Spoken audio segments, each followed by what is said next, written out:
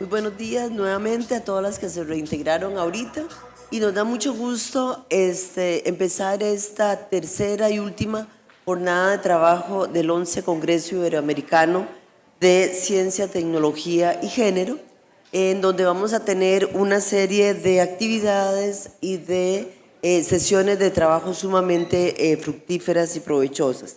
Quisiera empezar presentando por ahora el mensaje de la señora Kimberly Camacho, que ella nos va a dar un mensaje de la organización Sulabatsu, ahora a través de un video, así es que los vamos a dejar un momentito antes de entrar a las conferencias de fondo.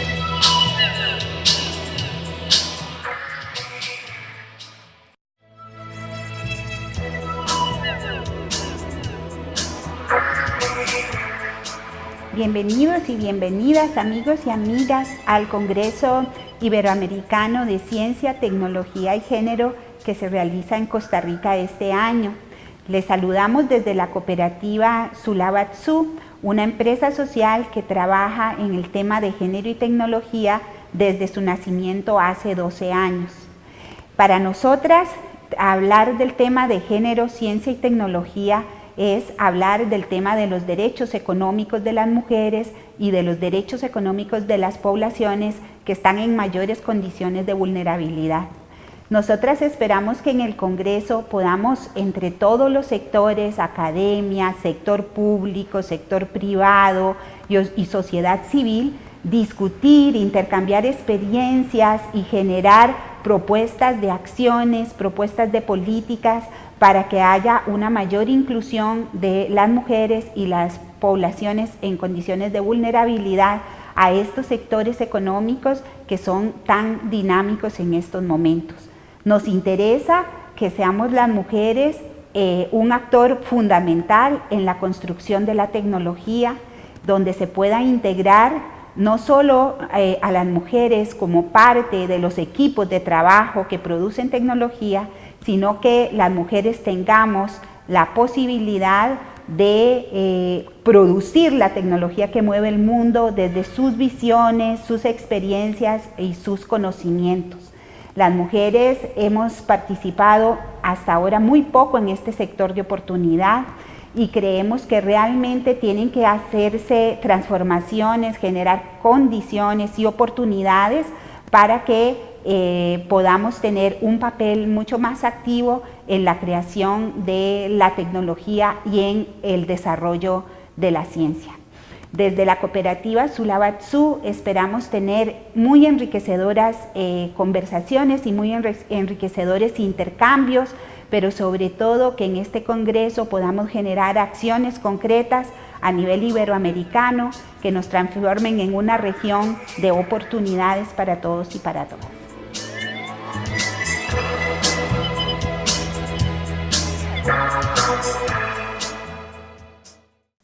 Entonces, ahora en forma inmediata vamos a pasar a la conferencia de fondo de la señora Diana Maffei, que estará presentándonos el tema, el dilema Wollstonecraft, conflictos en las carreras de las mujeres científicas. Me ha correspondido a mí el honor de presentar a Diana Maffei, que como todas sabemos es una feminista reconocida en América Latina, pero también en otras regiones, y que además recibió el título de doctora en filosofía de la Universidad de Buenos Aires, y que el título de la tesis con la que se graduó es precisamente Género, Subjetividad y Conocimiento.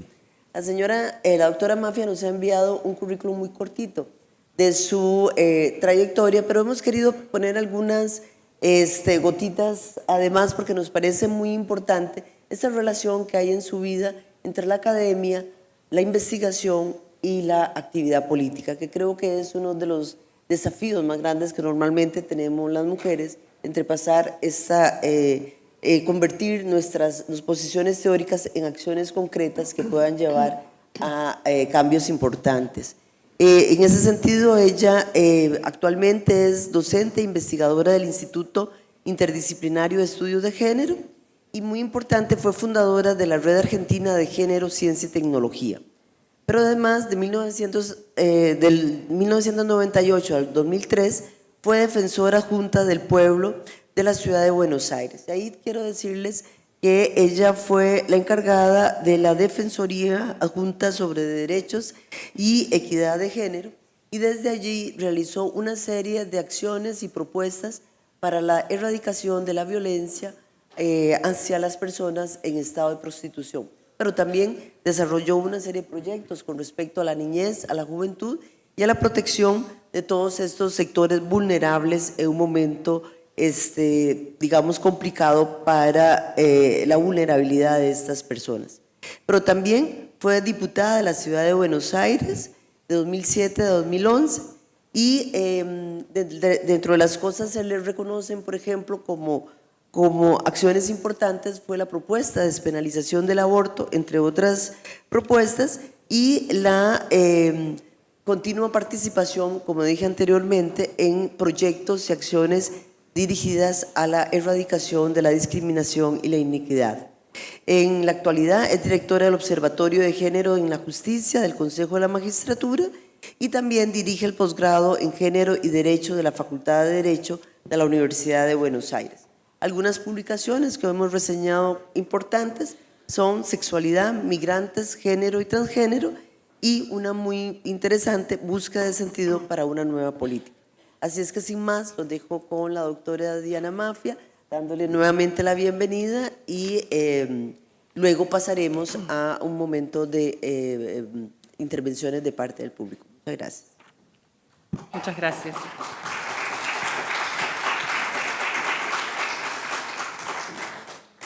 Bueno, quería decir que estoy realmente muy contenta de estar acá.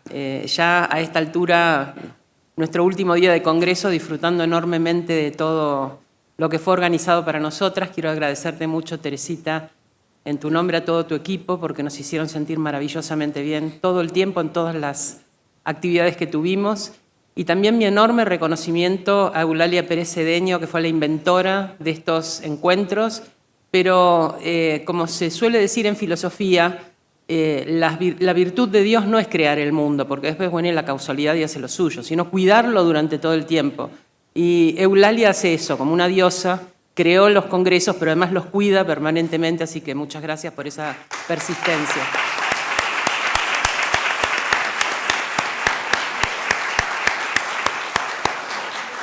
Y por supuesto a mis compañeras de la RACSIT, Ana Franchi y Silvia Kochen, con las que desde 1994, ya hace 22 años, tenemos una sistemática preocupación por la situación de las mujeres en ciencia en Argentina, y parte de lo que voy a leer es el trabajo colectivo de la red, así que también a ellas muchas gracias.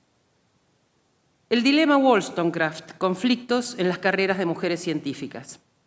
La llamada primera ola del feminismo en los albores de la modernidad y simultáneamente al nacimiento del Estado moderno y la ciencia experimental fue un movimiento de rechazo a la profunda contradicción de sostener a la vez la universalidad de los derechos y la ciudadanía, la objetividad y neutralidad del conocimiento científico y la exclusión de los derechos y de la autoridad epistémica de un amplio conjunto de sujetos, en particular de las mujeres por su mera condición de mujeres. Los derechos eran universales, pero las mujeres no los tenían. La ciencia era universal, pero las mujeres tenían prohibido el ingreso a las universidades y academias y se las consideraba incapaces. Como testimonio de los esfuerzos argumentativos de este primer feminismo ilustrado, encontramos el que quizás sea el primer tratado de filosofía política feminista, La Vindicación de los Derechos de las Mujeres, publicada por Mary Wollstonecraft en 1792. Allí reclamaba por el derecho a la educación y se plantea el desafío de la igualdad política de un modo que por 2 siglos ha significado un dilema para el feminismo. ¿Cómo debemos alcanzar la igualdad las mujeres? ¿Siendo como los hombres o exaltando nuestras diferencias? Estas 2 estrategias, aparentemente opuestas, dieron en el siglo XX lugar a 2 vertientes distintas del feminismo. El feminismo de la igualdad, que procurará levantar las barreras de acceso a lo público y promover a las mujeres para que ocupen allí lugares de los que han sido excluidas, y el feminismo de la diferencia, que exaltará aquellas cualidades presuntamente esenciales en nosotras, fundamentalmente las vinculadas a la maternidad, exigiendo que se las respete en nuestra integración a las instituciones. Esta aparente dicotomía entre igualdad y diferencia, que en verdad pertenecen a planos distintos, produce una trampa que la politóloga Carol Pateman, en El contrato sexual, llamó el dilema Wollstonecraft. Este mismo dilema, descrito para señalar las barreras en nuestro tardío ingreso a la ciudadanía, está vigente cuando pensamos estrategias para la promoción de mujeres en carreras científicas. Podríamos decir que las pioneras en la ciencia, aquellas que desafiaron la prohibición de que las mujeres ingresaran a las universidades para luego encontrarse en las propias carreras con una segregación por disciplina, tareas y responsabilidades, trataban de mostrar con esfuerzo que podían tener los mismos logros y el mismo dominio de los requisitos académicos que los varones. Esas pioneras abrieron camino, pero lo hicieron con enormes renunciamientos personales y también con escaso reconocimiento. Eran una generación de ruptura para una sociedad cuyo modelo de conyugalidad y maternidad era el destino biológico de una mujer que implicaba su única y principal meta en la vida, que debía ser suficiente para satisfacer plenamente sus ambiciones y por las que se mediría su éxito personal, y a la que debía dedicarse de tiempo completo. Por otra parte, el modelo de profesionalidad y trabajo no solo estaba masculinizado en los hechos, sino también en los presupuestos. Un trabajador, un científico, un profesional, tenía su carrera como meta principal, competía por llegar a destacarse y lograr el éxito como superación del resto de los varones, ¿se entiende? Ninguna preocupación doméstica y mucho menos paterna lo distraía, porque venía equipado con una mujer que cuida niños. Así las cosas, si elegimos la estrategia de la igualdad, como la igualdad es ser idéntica al sujeto masculino, seremos hombres de segunda, que no cumplimos las expectativas del modelo de profesionalidad. Y si elegimos la estrategia de valer por nuestra diferencia, seremos científicas de segunda, porque las cualidades que destacamos como propias, emocionalidad, empatía, maternidad, no son las que se destacan como epistémicamente valiosas y hasta se consideran un obstáculo. El feminismo tradicional de la década del 70 del siglo XX, el llamado feminismo de la segunda ola, quedó empantanado en este dilema. La recomendación del feminismo de la igualdad a las mujeres que se orientaban a la ciencia fue que no se note que son mujeres, que le den a la ciencia todo lo que pida, que no soliciten excepciones por ser mujeres, que no se dejen distraer por obligaciones familiares, que no alteren su ritmo de productividad por la maternidad. La recomendación del feminismo de la diferencia, en cambio, fue que no se traicione nuestra naturaleza de mujeres, suponiendo una esencia de lo femenino de la que todas participamos, que elijan aquellas carreras con las que se sientan afines y busquen un sentido de éxito distinto al de la competencia meritocrática, que exijan que se respeten sus condiciones de maternidad y lactancia, promoviendo licencias y horarios especiales para ello. El resultado de ambas estrategias fue muy esforzado y también frustrante en varios sentidos, porque igualdad y diferencia no son términos antagónicos, pertenecen a esferas distintas. La igualdad corresponde al plano político y se opone a la desigualdad. La diferencia pertenece al plano ontológico y se opone a la identidad. El exigir que los sujetos sean idénticos entre sí en algún aspecto, tradicionalmente su sexo, pero también su raza, su clase, que sean entonces idénticos entre sí para formar parte de una institución como la ciencia, impone restricciones enormes para las mujeres. Hay que tener presente que una diferencia fundamental en el ejercicio de derechos y por lo tanto en la condición de ciudadanía de varones y mujeres está vinculada a disponer de nuestros cuerpos y nuestra condición reproductiva.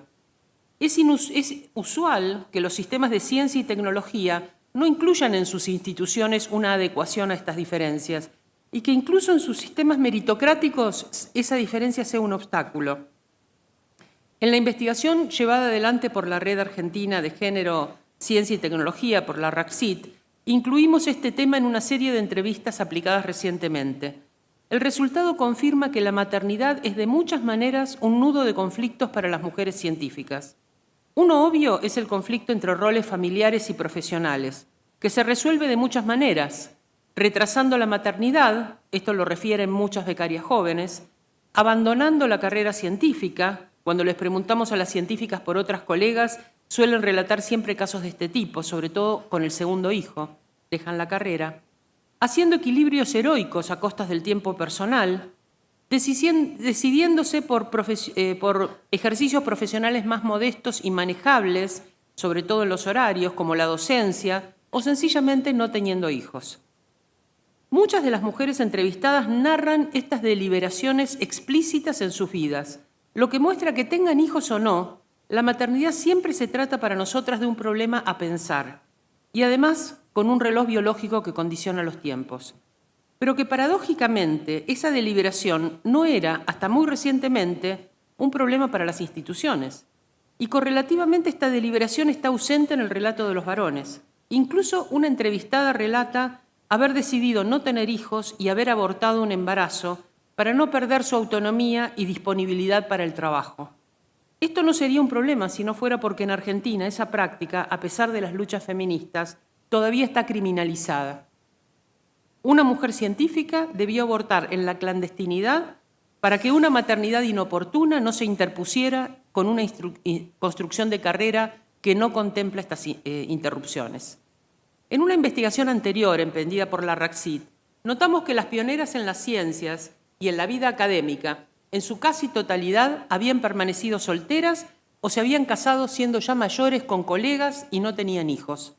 Esto no ocurría con la mayoría de sus colegas varones, que en su gran mayoría eran casados y podían coordinar perfectamente su vida familiar y profesional.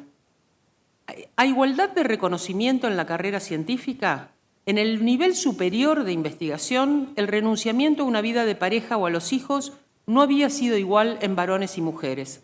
75% de las mujeres eran solteras contra 25% de los varones. Si a esto sumamos la ruptura del estereotipo según el cual el éxito de las mujeres es formar una familia, veremos que la subjetividad de esas mujeres debió ser rupturista, muy fuerte y resistente, muy innovadora. La pregunta es ¿cuál fue el grado de condicionamiento de esa elección?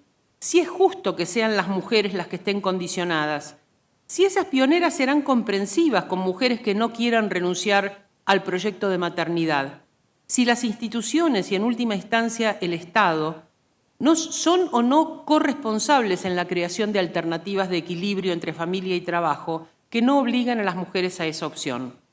La ciencia como proyecto masculino es un ideal de tiempo completo que admite expresiones como consagración o sacerdocio. La maternidad como proyecto femenino también es un ideal de tiempo completo que admite esas expresiones.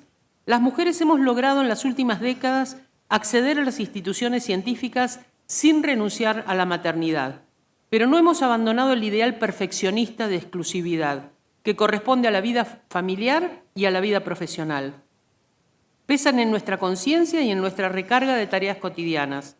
Y no exigimos de manera fuerte y colectiva cambios en las políticas institucionales que por acción y omisión nos presentan barreras, sino que tratamos de hacer equilibrios individuales y personales con nuestros tiempos y nuestras vidas.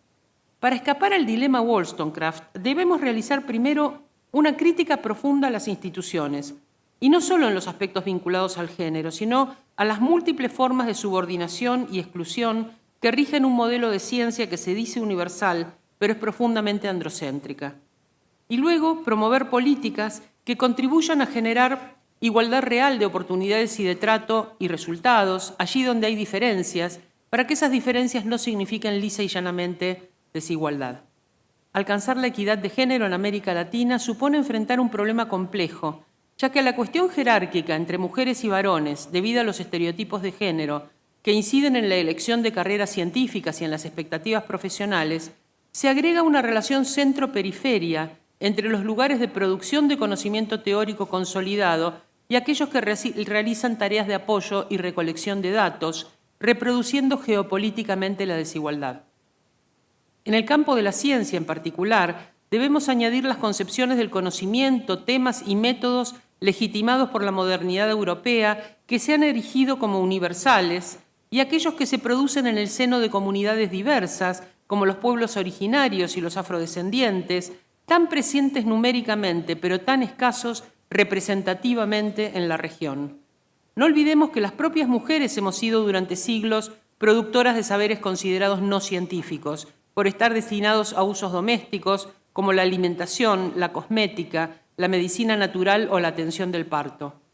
A esto hay que agregar como secundarización que la inversión en investigación no siempre prioriza los intereses regionales, sino que muchas veces se siguen las líneas de investigación que responden a prioridades de países y regiones centrales por cuestiones vinculadas al financiamiento y sobre todo a los intereses de los laboratorios y empresas multinacionales.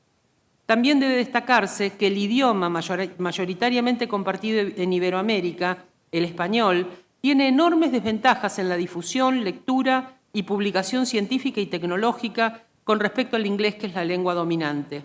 Esto produce que los saberes no circulen con fluidez, que muchas experiencias de nuestra América ni siquiera tengan nombre en los marcos teóricos prevalecientes. Los nombres técnicos se producen directamente en inglés, por los que los especialistas comienzan a pensar el mundo en esa lengua. Y que hablar en español en un congreso internacional sea un perjuicio, cuando no, como en este caso, un ejemplo de acción afirmativa. La cuestión centro-periferia es algo más que una cuestión de género, es una cuestión de androcentrismo.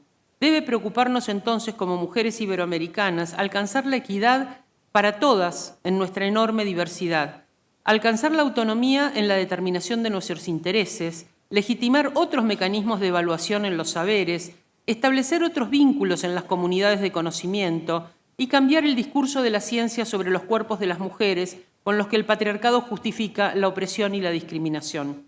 Pero eso va mucho más allá de incluir mujeres en la ciencia. Se trata de cambiar el paradigma mismo de la ciencia, su lenguaje y sus métodos, en un difícil camino que consiste en hacernos expertas en ciertos saberes para luego, con esa autoridad, consolidar una crítica que permita reformar los propios conocimientos consagrados y las instituciones. Aspiramos no solo a ingresar y prosperar en los ámbitos de producción de saberes, sino a que ese conocimiento que se dice universal responda también a las aspiraciones y sueños de esta mitad de la humanidad en toda su diversidad. Algunas preguntas que debemos formularnos en este camino tienen que ver con la consideración de la ciencia no solo como un producto, sino también como un proceso. Porque hay un sexismo que ha sido brillantemente señalado por muchas epistemólogas en las teorías científicas, es decir, el producto, sobre todo en sus afirmaciones sobre las mujeres, pero también hay otro en la composición, exigencias de pertenencia y evaluación de méritos en las comunidades científicas, en el proceso de producción de saberes. El desafío del feminismo consiste en mostrar el vínculo entre ambos y señalar que una mayor apertura en las comunidades conducirá, si no a un cambio radical en el conocimiento, al menos a una ciencia menos sesgada y, por lo tanto, si se desea, más genuinamente universal si apelamos a los propios objetivos de la ciencia. Este vínculo respaldaría las exigencias políticas del feminismo más allá de la cuestión jurídica de la igualdad de oportunidades y de trato. Para esta tarea ardua debemos poner en cuestión lo presupuesto y sacar a la luz lo implícito, pues el establecimiento de la ciencia moderna se consolidó íntegramente con exclusión de las mujeres. Esto significa un análisis de género y una crítica epistemológica feminista sobre el quehacer en los contextos de descubrimiento, justificación, aplicación y transferencia de la ciencia. Para desenmascarar el androcentrismo de la ciencia debemos hacernos varias preguntas. Preguntarnos por los sujetos productores de conocimiento. Esto implica darle relevancia a los intereses y perspectivas involucrados en este proceso. El sujeto de la ciencia no es neutral, no es intercambiable por cualquier sujeto. De otro modo, no habría conservado durante casi 3 siglos la condición del sujeto hegemónico, varón, adulto, blanco, heterosexual, propietario. Preguntarnos por el valor de la racionalidad y la emocionalidad. Esto implica repensar las cualidades epistémicas confiables en la producción de conocimiento, ya que las dotes de razón y emoción fueron históricamente sexualizadas, dándoles a los varones oportunidades que se negaron a las mujeres, institucionalizando sus capacidades como condiciones de ingreso a las instituciones, que estaban diseñadas por ellos mismos, con los que a la vez expulsaron a las mujeres y otros sujetos subalternos a los que también se consideraba irracionales, como los indígenas o los afrodescendientes, asegurándose así su hegemonía y empobreciendo a la ciencia. Hoy en día las ciencias cognitivas han revalorizado la condición epistémica de las emociones en nuestra comprensión del mundo y la teoría de la elección racional la considera indispensable en la valoración de alternativas de acción humana racional, pero el estereotipo de género no ha cambiado todavía. Preguntarnos por la relación de los cuerpos con el conocimiento. Implica darle un lugar vital a la experiencia, considerar el conocimiento como no exclusivamente mental y a la vez recobrar autoridad epistémica sobre nuestros propios cuerpos. La exclusión de las mujeres de la ciencia, unida a la autoridad de los saberes científicos, han hecho que las mujeres desconfiáramos de nuestras propias experiencias, incluso en aquellos aspectos en los que solo nosotras podemos dar testimonio: el embarazo, el parto, la lactancia, el orgasmo femenino y el aborto. Otros aspectos relevantes de la pregunta sobre los cuerpos tienen que ver con la fallida extensión de las observaciones de los cuerpos de los varones sobre los cuerpos de las mujeres, en una analogía que muchas veces nos deja fuera de recursos vitales para nuestra supervivencia, como la medicación. Por ejemplo, se prueban medicamentos sobre pacientes varones y luego se extiende su uso terapéutico en las mujeres sin medir las consecuencias y los efectos colaterales, o se generalizan las formas de diagnóstico, como en el infarto, desestimando la sintomatología específica del infarto femenino. Preguntarnos por el impacto diferencial sobre varones y mujeres de la producción y aplicación del conocimiento científico y tecnológico. Esto significa reclamar el derecho a participar en la determinación de políticas científicas que resulten relevantes para nuestras vidas, así como participar en todas las áreas de producción de saberes, en los procesos de evaluación y de monitoreo de sus resultados y en la distribución de sus beneficios. Preguntarnos por la apropiación social de los saberes según el género. Significa preguntarnos por el ejercicio del derecho a beneficiarnos equitativamente con el progreso del conocimiento científico y sus resultados y aplicaciones. Todos estos temas han sido abordados por la epistemología feminista, pero centrados sobre todo en la cuestión de género y dejando fuera las más de las veces otros anclajes de inequidad que las propias mujeres compartimos como diferencias entre nosotras. Y aquí vuelvo a reclamar una visión interseccional y compleja desde América Latina. ¿Quién produce conocimiento? ¿Financiado por quién? ¿Para beneficio de quién? ¿Desde la perspectiva de quién? No solo en términos de sexo, sino también de clase, de etnia, de color, de identidad cultural. El científico o la científica son sujetos atravesados por determinaciones de las que no es posible desprenderse, que es necesario reconocer y que se vinculan a un sistema social más amplio. Y el desafío es demostrar de qué modo, en el producto del trabajo de esta comunidad, producto que ha pasado los controles intersubjetivos que asegurarían su neutralidad, se instala, sin embargo, el sexismo como un sesgo notable. Al proceso de extensión del derecho a la apropiación social de los saberes lo llamo, sumándome a una tradición de democratización del conocimiento, alfabetización científico-tecnológica. No es, por supuesto, la mera capacidad de leer un texto científico, sino la comprensión profunda de su influencia en nuestras vidas, el contar con estos conocimientos entre nuestras herramientas de decisión, lograr que formen parte de la construcción de autonomía por la que no nos subordinamos desde la ignorancia a los saberes expertos, sino que establecemos con ellos un diálogo crítico, afirmando nuestra autoridad perceptiva y epistémica y nuestros intereses. En este proceso de alfabetización, las mujeres estamos doblemente segregadas, por la resistencia de la propia comunidad científica a democratizar sus saberes y por el prejuicio que pesa sobre las mujeres como sujetos incapaces para la ciencia, prejuicios que muchas veces las propias mujeres portamos porque el poder patriarcal no es una cuestión hormonal, sino política. Al pensar en políticas públicas en ciencia y tecnología que nos ayuden a alcanzar la equidad de género, estamos pensando en las responsabilidades del Estado. Estas responsabilidades son la contracara de los derechos ciudadanos. Sin embargo, la equidad requeriría no solo focalizarse en políticas específicas de género, sino transversalizar todos los derechos desde una perspectiva de género. Porque para que esas políticas sean eficaces, deben a la vez promover la igualdad y reconocer y respetar las diferencias. Cuando pensemos herramientas para superar los diversos obstáculos que tenemos las mujeres para ejercer una ciudadanía expresada en derechos, y consideremos que las herramientas son muy distintas, como educar, generar conciencia, crear normas, vigilar su cumplimiento, monitorear resultados, etc., tenemos que hacerlo tomando en cuenta que una perspectiva de género sobre las políticas públicas debe, en primer lugar, analizar el impacto diferencial de una política y también de su omisión y suspensión sobre varones y mujeres. Analizar la forma en que la política colabora o contribuye a estereotipar la construcción de la identidad y la subjetividad de género. analizar la forma en que se legitiman mediante esa política relaciones jerárquicas entre los sexos, incluir la participación, los intereses y la experiencia de las mujeres en el diseño, elaboración, implementación y monitoreo de políticas públicas. La institucionalización de la perspectiva de género no puede limitarse a un área, sino que debe transversalizarse para ser efectiva, ya que atañe a todas las políticas públicas. Una manera integral de darle carácter formal a esta decisión es mediante instrumentos legales diseñados específicamente para los objetivos de equidad, los planes de igualdad de oportunidades, de trato y de resultado entre varones y mujeres. Estos constituyen instrumentos de carácter propositivo que identifican necesidades prioritarias y establecen objetivos estratégicos que deben ser cumplidos en diferentes plazos temporales por distintas áreas del Estado. La particularidad de estas políticas consiste en que no se limitan a abordar solo las consecuencias de la discriminación entre las mujeres, sino que se proponen asegurar las acciones estatales que promuevan la igualdad, tanto de oportunidades como de resultados entre los sexos.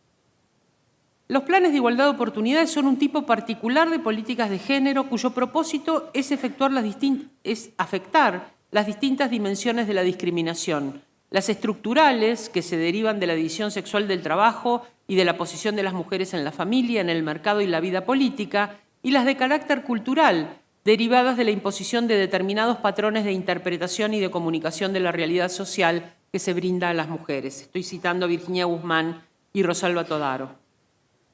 Existen dos variantes en cuanto a la estrategia utilizada para adoptar este recurso.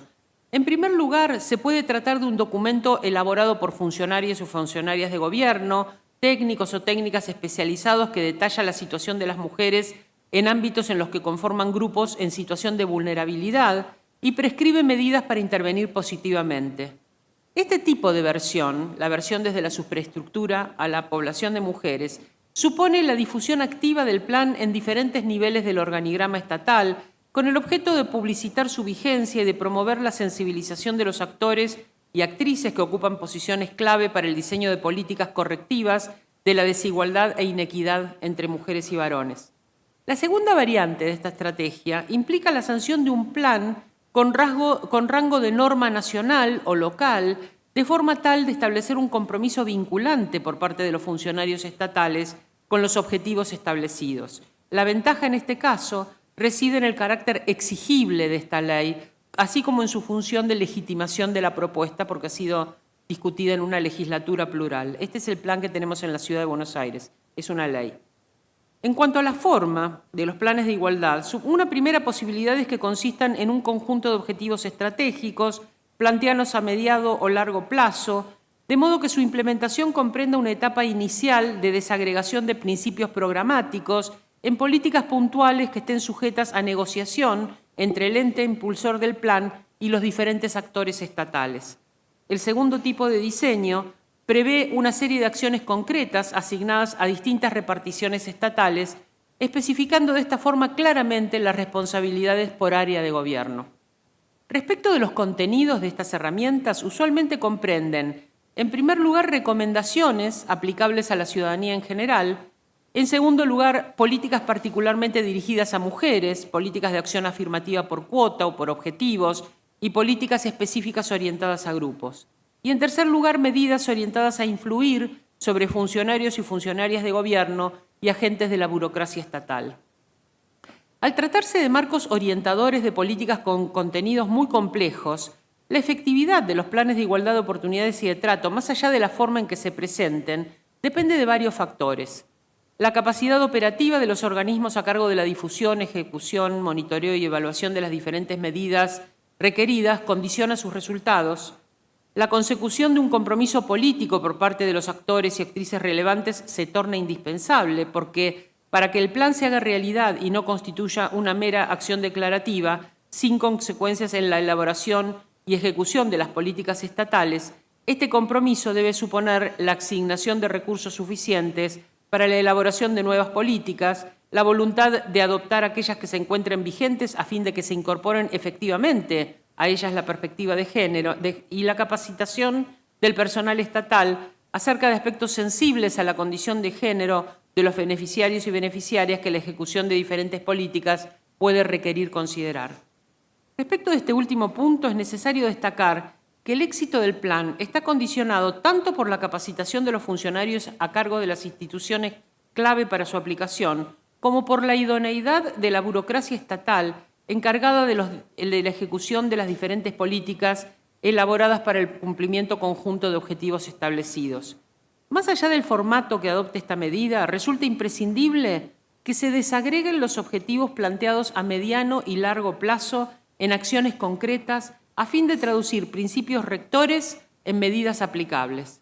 La implementación de un sistema de monitoreo y seguimiento a fin de mediar los resultados del plan en sus diversas etapas y la instrumentación de medidas de evaluación y reclamo dirigidas a la ciudadanía a fin de asegurarse información confiable acerca del impacto de las diferentes medidas previstas en un plan. Un obstáculo para el control de la evolución e impacto de las medidas previstas por los planes es la falta de indicadores adecuados. Y esto en ciencia y tecnología lo hemos mencionado durante todos estos días. Los indicadores son instrumentos utilizados para medir y comparar situaciones sociales y para trazar su evolución.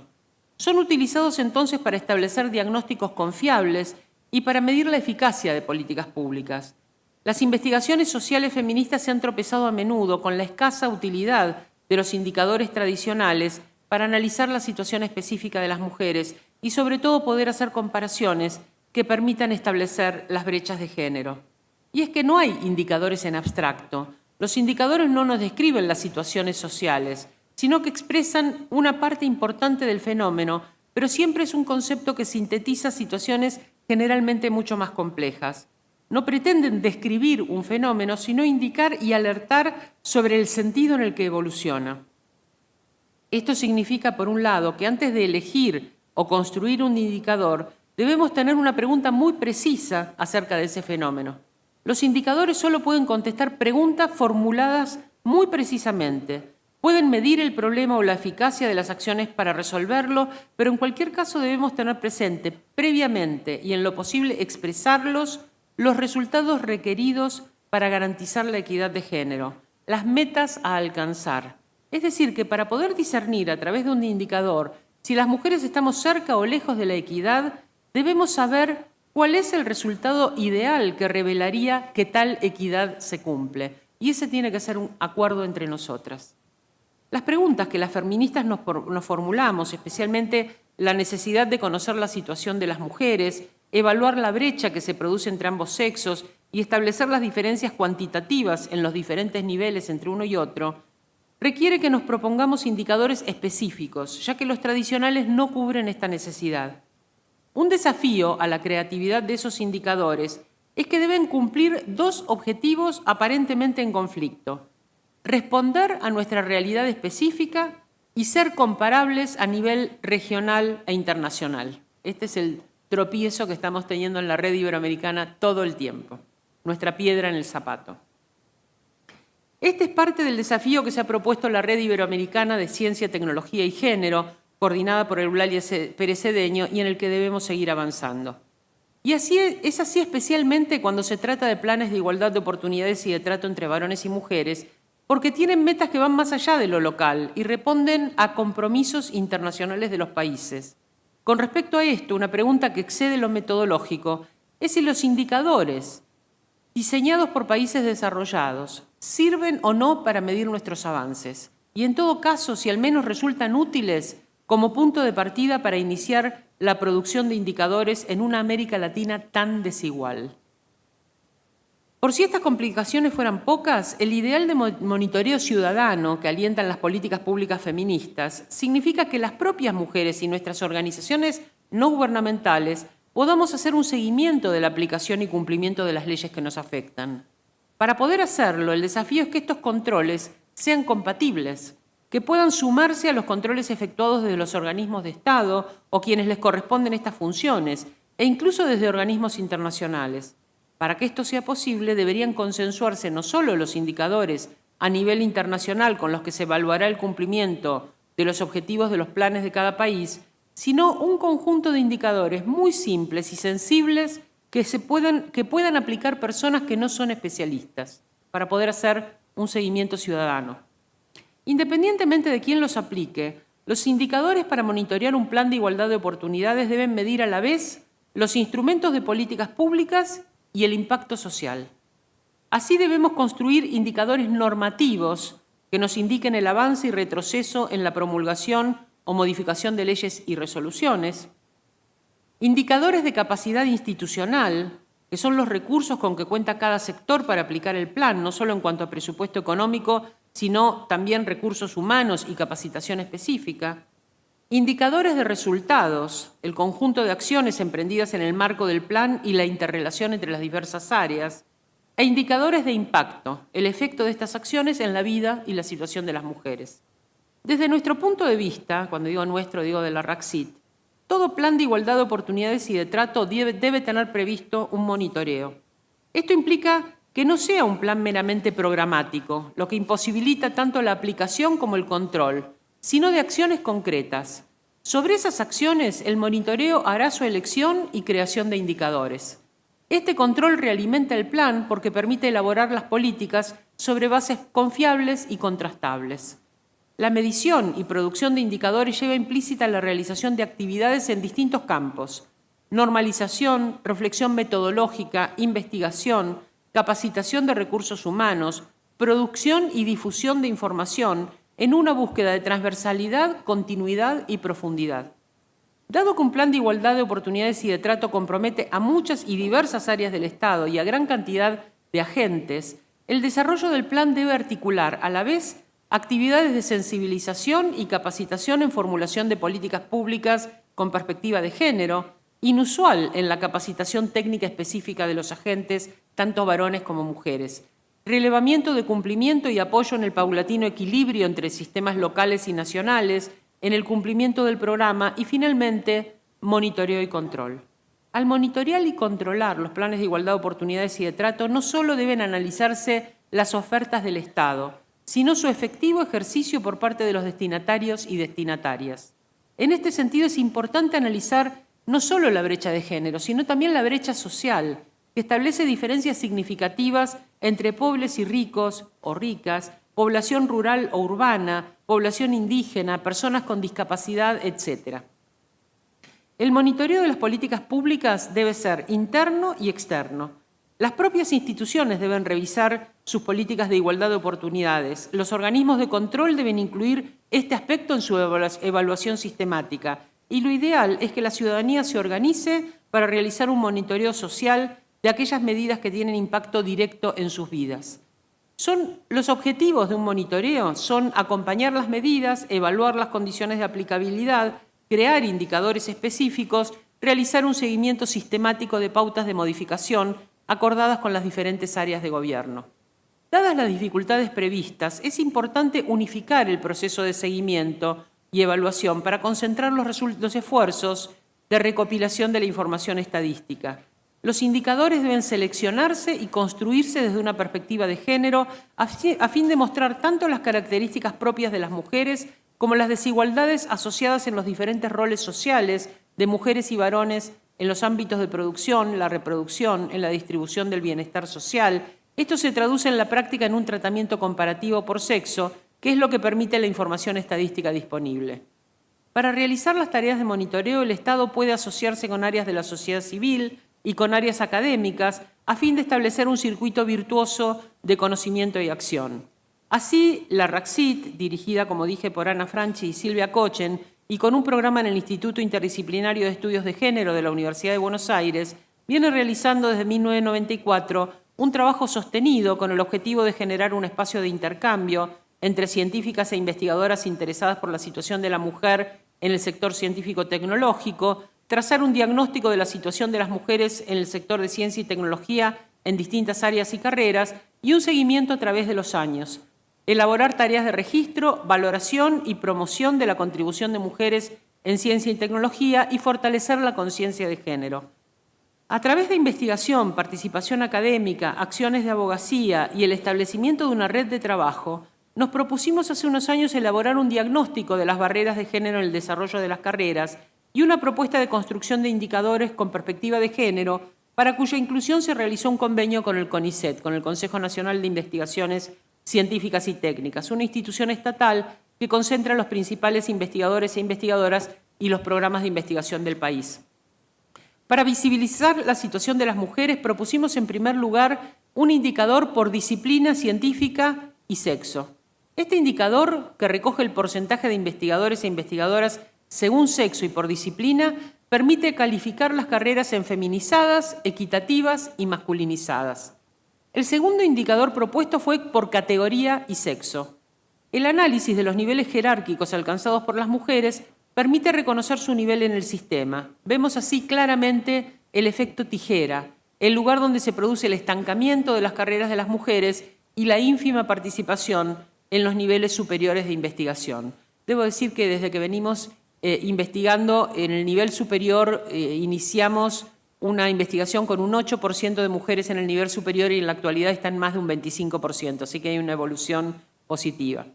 En tercer lugar, propusimos un indicador por edad, categoría y sexo, ya que el análisis etario en relación al sexo permite evaluar los cambios en el acceso a los diferentes niveles del sector y el tiempo de permanencia en ellos. Comprobamos así que las mujeres tardan más que los varones en ser promovidas, permanecen más tiempo en cada categoría y así retrasan sus carreras. La edad tiene relación también con el periodo de gestación y crianza de los hijos. Otro indicador sensible es por cargo de decisión o evaluación según sexo. La estructura de gobierno del CONICET tuvo en el año 2008, por primera vez en su historia, una mujer como presidenta. En los últimos 10 años, el directorio incorporó 2 mujeres, una de ellas feminista, Dora Barrancos. Comienzan a ser más igualitarias las comisiones asesoras por área de conocimiento y el banco de evaluadores. El análisis de la proporción de mujeres en cargo de decisión política permite observar la posibilidad de las mismas de alcanzar niveles de decisión. Y por otra parte, investigar la perspectiva de género en la evaluación de proyectos. Por eso menciono en especial la condición de feminista de Dora Barrancos, porque por su iniciativa, en diálogo permanente con la RACCIT, con la que ella viene trabajando también hace mucho tiempo, se incluyeron 2 medidas muy importantes para el equilibrio entre vida familiar y trabajo para las mujeres, que son un ejemplo de políticas de cuidado en las instituciones públicas.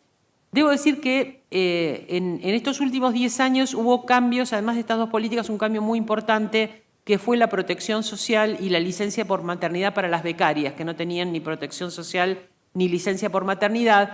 Esa licencia permitió que se prolongara automáticamente la beca y se le diera entonces este derecho a licencia, cosa que no tenían.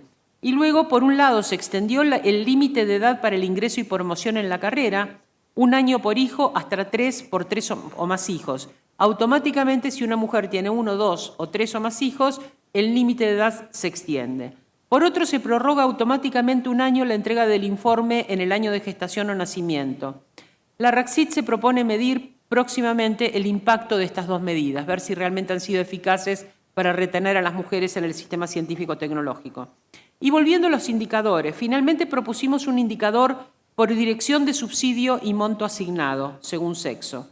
Este indicador nos permitió observar que aunque había aumentado el número de mujeres que dirigían proyectos de investigación y accedían a subsidios, sin embargo su proporción no era equivalente cuando se analizaban los montos obtenidos por los proyectos dirigidos por varones. Retomando las ideas de este trabajo, del dilema Wollstonecraft como del laberinto se sale por arriba, no encerrándonos en soluciones individuales que no pongan en cuestión el diseño y reglas de las propias instituciones y políticas de ciencia y tecnología. No se sale individualmente, porque eso tiene un costo desmesurado para cada mujer y no facilita en absoluto el ingreso de más mujeres en mejores condiciones.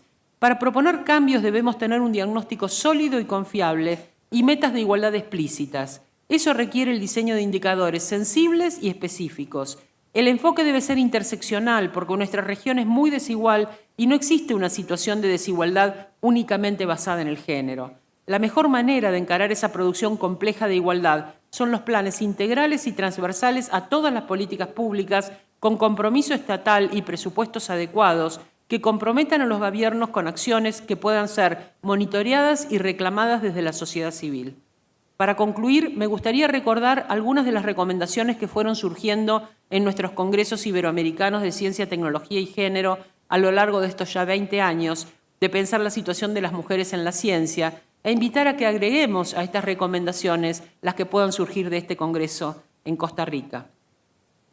Algunas de estas recomendaciones son favorecer la investigación en ciencia y tecnología desde una perspectiva de género, recopilar datos fiables y desagregados por sexo sobre la situación de las mujeres en el sector científico y tecnológico, datos que deben ser públicos, accesibles y actualizados, proponer una política de establecimiento de indicadores en la región iberoamericana que nos permita realizar un seguimiento comparativo, tener en cuenta los diagnósticos sobre la situación de las mujeres en ciencia y tecnología para elaborar políticas de igualdad de oportunidades, trato y resultados, incorporar en los comités editoriales, comités asesores o comités científicos personal experto en estudios de género que garantice un arbitraje o evaluación de calidad, evitar el sexismo en los textos y comunicaciones científicas, así como en todo documento administrativo, favorecer la investigación en ciencia, tecnología y sociedad en consorcios internacionales, poner en marcha medidas que favorezcan la crianza de hijas e hijos, licencias compartidas por varones y mujeres, servicios de guardería en las universidades, subvención de servicios de guarderías para eventos fuera de horarios escolares, promover la elección de carreras científicas en las niñas, estimular con medidas concretas, becas, proyectos de investigación, la participación de mujeres jóvenes en la ciencia, promover de manera particular el ingreso y desarrollo de mujeres en áreas poco feminizadas, como ingenierías, en especial ingeniería informática, física, matemáticas, y estimular sistemas de mentoreo.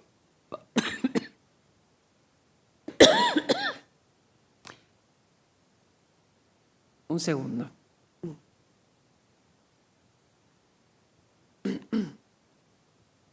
Favorecer el acceso de las mujeres a las nuevas tecnologías de información y comunicación mediante acciones específicas, instaurar prácticas profesionales, horarios, tiempos de reuniones, etcétera, que permitan el desarrollo de una vida personal rica y plena para mujeres y hombres por igual, realizar análisis reales de impacto de género en todas las políticas públicas y en todos los niveles, estatal, económico, local, incorporar la perspectiva de género y feminista en todos los estudios, en especial aquellos destinados a promover el desarrollo sostenible, propiciar la construcción de puentes entre los saberes tradicionales y la validación de conocimiento científico. Estas son algunas de las cosas recogidas en las distintas conclusiones que hemos tenido en los congresos. Tenemos muchas exigencias, muchas ideas para poner en práctica y mucha energía utópica para sostenerlas. Pero además queremos hacerlo con alegría, porque como decía la célebre anarquista Emma Goldman, si no puedo bailar, no me interesa tu revolución. Gracias.